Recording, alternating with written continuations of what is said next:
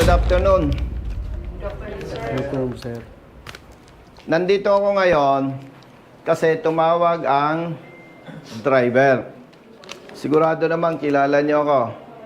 Yes po, sir. Pag may nakikita akong mali, pakialamero ako. Nasaan ang inyong chief? Si Chief po sa ngayon po ay may meeting po ko sa lahat ng hepe sa Batangas City. Sinong humuli? Ako, sir. May kasama ka? Yes po, kasama. Sino yung teacher? 1, 2, 3, 4. Yung iba, parents. Totoo ba yung report na galing kayo ng Bicol? Yes po, sir. Papunta kayo sa norte dahil may palarong pambansa. Yes po, sir. Tama yon. Opo.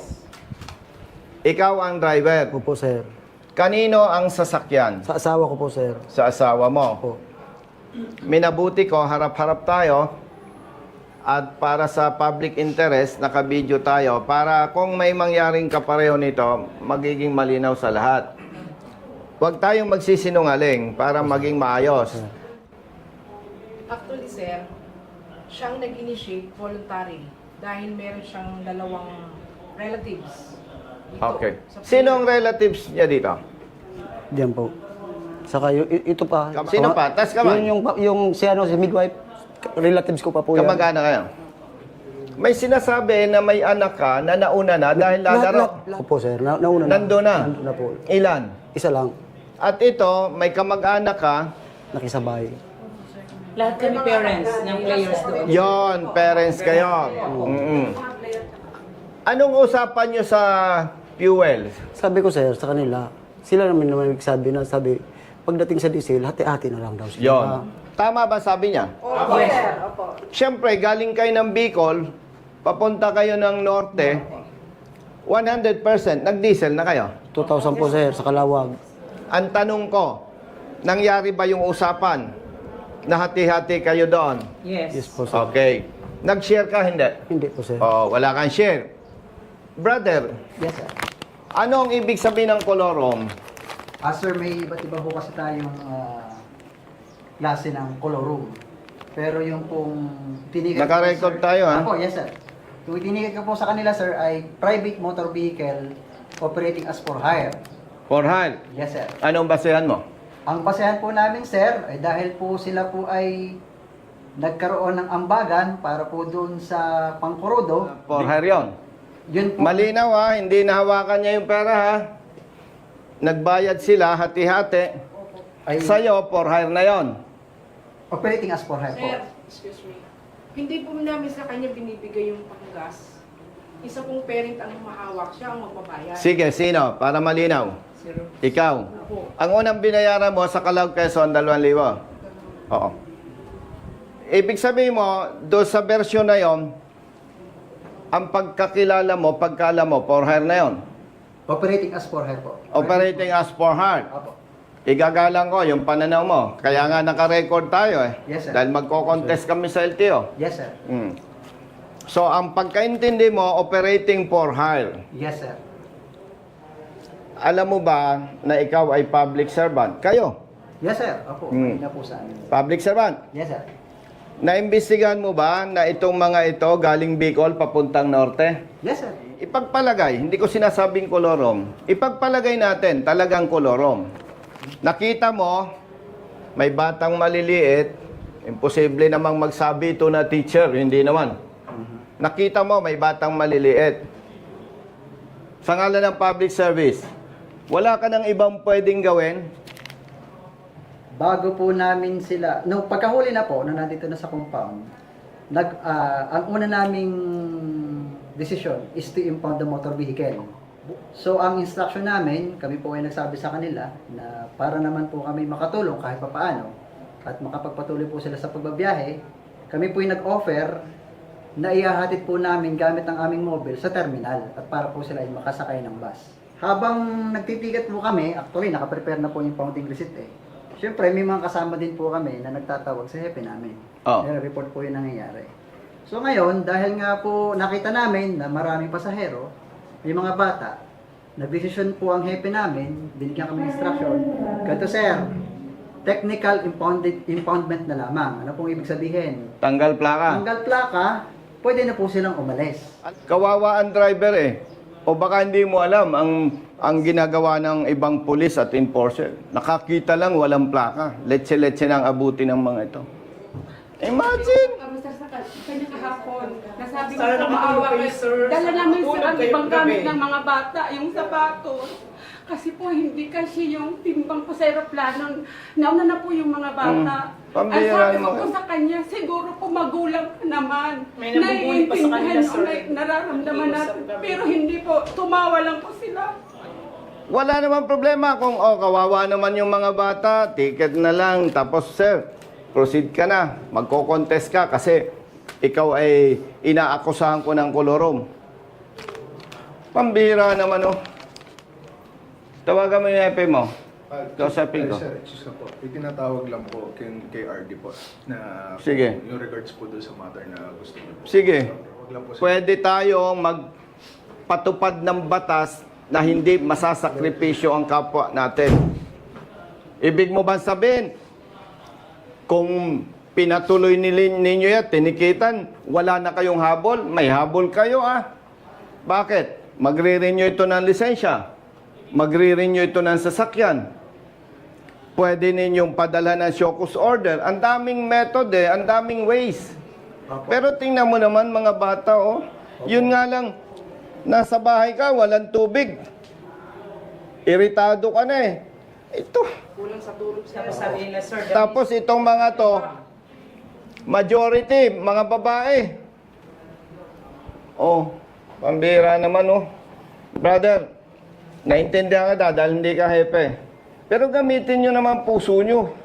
Naniniwala kang siya ay sa ngalan ng pagpapatupad ng batas. Siya ay suspect pa lang na nangungulorom. So, Hindi. pwede ho mapatunayan na sa kolorum o hindi. Ano po? Yon, ibig sabihin, from that words, hindi ka pa siguradong kolorom nga. Opo, pero- Yun ang sinasabi ko sa iyo, brother. Opo. Malinaw yan. Opo. Hindi ka pa sigurado na kolorom nga. Opo. Pero na-perwisyo na sila. Okay, i-shortcut natin. Nag-contest. Na-prove. Hindi kolorom. Di, na-perwisyo na sila. Yan ang sinasabi ko Hindi nyo naintindihan yung tamang public service kasi pwede pa rin nating habulin yan, may kapangyarihan pa rin tayo sa pamamaraan na hindi mapiperwisyo. Itawag nyo sa RD. Anong sabi? Co-coordinate po ulit kay RD. Kung, Yung regards po doon sa matter. sige. Alam mo ang number ni RD, kakausapin ko. Wala po ako number ni RD. Akin na, kausapin ko si Hepe. Dial mo. Opo. Hello, Chief. Hello po, Kong. Good afternoon po. Nandito ako kasi yung mga papunta sa palarong pambasa, nandito ang teachers saka parents, in-impound nyo. Pwede naman tayong magpatupad ng batas, Hepe, with all due respect, na hindi mapiperwisyo itong mga bata, itong teachers, at saka itong parents. Opo. Balik kong ano po yan, isinangguni ko na rin po kay RD po namin. Ang advice po sa amin ni RD is para po makatuloy pa rin sila, ma'am, sa kanilang pupuntahan, is imbis na physical impounding po ang gawin namin, ay yung plaka na lang po. Naintindihan kita, pero mali pa rin Opo. Ang layo-layo ng biyahe. Sige, tawagan mo si RD. Opo. Sabihin mo, nire-request ko, ibigay yung plaka para makabiyahe ito ng maayos at hindi abalahin ang mga pulis at enforcer sa biyahe. Kasi may ticket naman Tapos tawag po ako ulit. Sige. Pakibilisan Thank mo, you po, kawawa itong mga to. Thank you po. Dapat pala, ang katulad niya, BO. Makikisakay na lang kayo. Kanya lahat ng diesel. Yun nga po sir, ang sabi ko sa kanya na hindi naman kayo maniniwala na sasagutin ko lahat. Kasi sa akin na nga ako yung van, ako pa nagdadrive, simple sabi ko, Kita nyo? sila naman ang mag-ano. Kita nyo ang problema, no? Kailangan pala BO ang may-ari ng sasakyan na bawal kayong mag-share ng panggasolina o diesel. Pasensya na kayo talagang malaki ang problema natin sa ating sistema. Alam ng Diyos, hindi ko binalak pumasok sa politika. Pero nakita ko ang pang-abuso, pang-api, at maling pagpapatupad ng batas. Kaya ako'y pumasok sa politika. Naging congressman ako. Bakit naghahangad pa akong magsenador? Nakita ko, kulang pala yung kapangyarihan ng congressman para ipaglaban ang ating mga kababayan na inaapi at inaabuso. Tutulungan natin siyang mag-contest. Okay? Kasi pagka yan ay hindi natin tinulungan, nagmagandang loob na sa inyo, ma-impound pa yung sasakyan, ang multa 200,000. Kasi ang intention, pag kolorom, kunwari ako nagkokolorom, ang unang intention ko, kumita ng pera. Yon. Pangalawa, habitual, paulit-ulit. Kasi siyempre, kung kolorom ako, kumikita ako sa inyo, dapat ulit-ulit. Sana man nakakitang kumikita ako, tapos minsan lang. Pero ako nagtitiwala naman kay Asek Bigor Mendoza na hindi sapat na basehan yon para sabing kolorom. Yung mga damit ninyo, yung gamit nyo, nagkasya sa likod.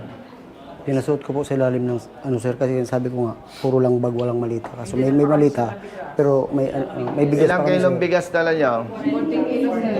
40 kilos. Para makatipid kami. Forte? Tipid lang ako sa budget. Kasi po wala talagang budget. Tipid-tipid lang po kayo nagbawa. Sulisit na lang 40 sir yung kilograms iba. sa bigas. Magkano isang kilong bigas? 20 daw po. 20? Ha? Hopefully. 57. 60 times 40. Brother Matt, kunin mo yung bigas, babayaran natin. Bumili na lang kayo doon para mabawasan yung bigat. Thank you, sir. Mm-mm. Sige po, sir. Ha? Magkano, Gonzo? 2,400. Pag yung 40 kilos, 60 pesos. 2,400.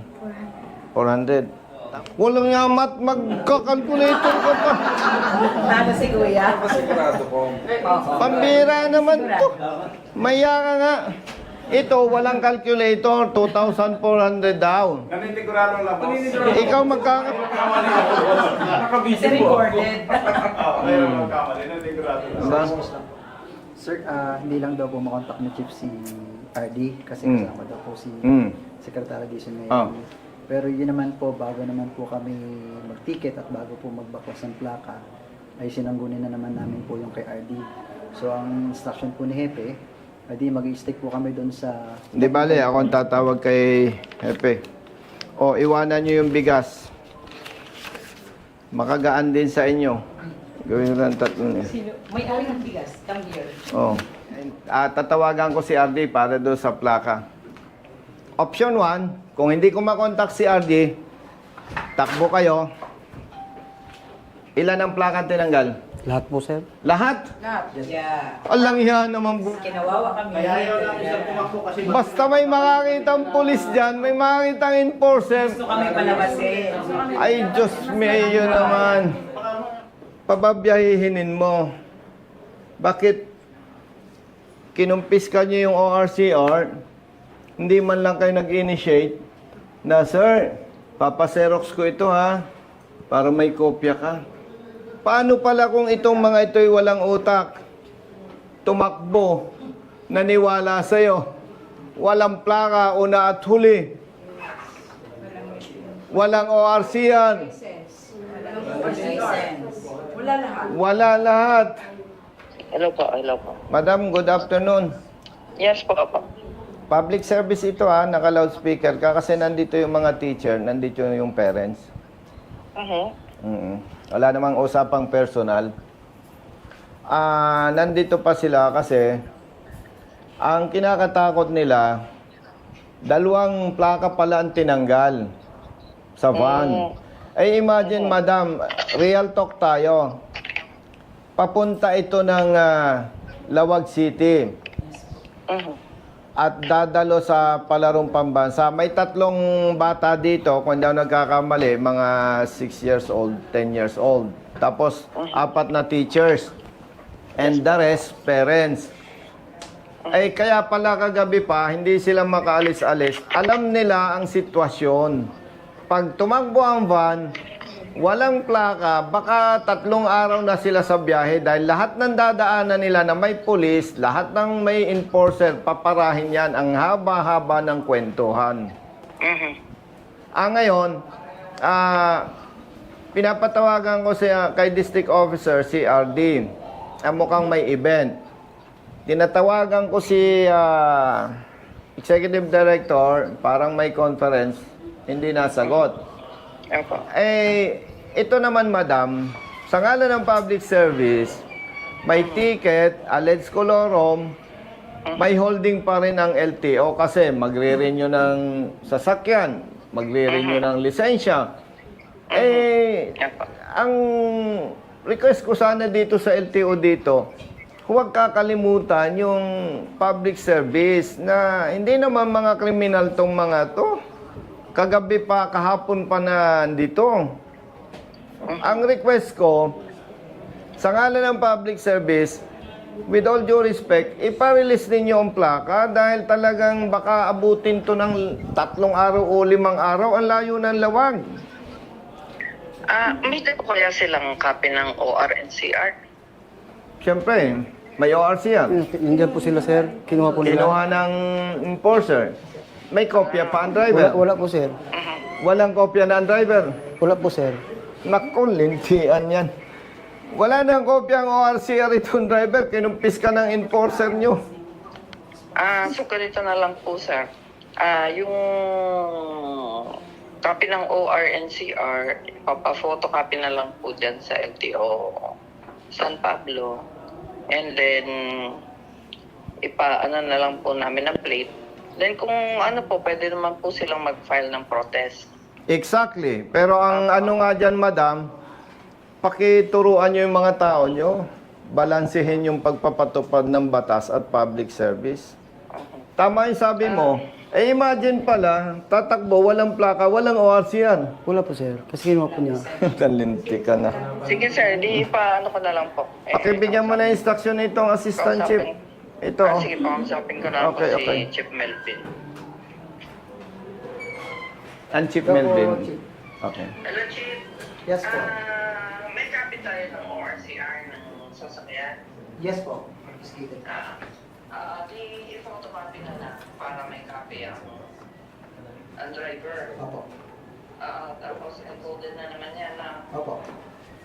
i-ano nyo, i-document nyo na lang na nirelease na natin ang plaka for the sake ng papunta sila sa palarong pambansa yata yan.